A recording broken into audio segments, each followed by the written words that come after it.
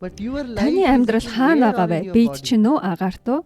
Хэрэг бид чинь байсан бол сансарт агаар мандлаас цааш амьд байх байсан. Гэтэл таныг агаар мандлаас гаргамагц өгсөн загас шиг болно. Санжигнаал.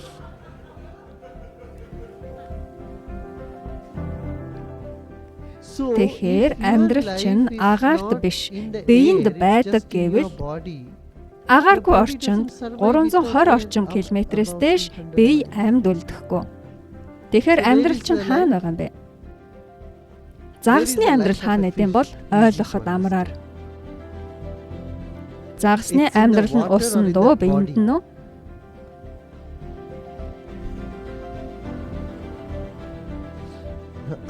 Загасны амьдрал усанд байна гэвэл усанд хизээд амьдрал байна. Бие гагцхүү тэр амьдралын илэрхийлэл байдаг. Загасыг уснаас гаргамагц амьдрал тэнд байвч нүдээр харагдахгүй болно. Тэр оршихуй, тэр амьдрал бол бүхний үндэс суурь. Үүнийг пран гэдэг.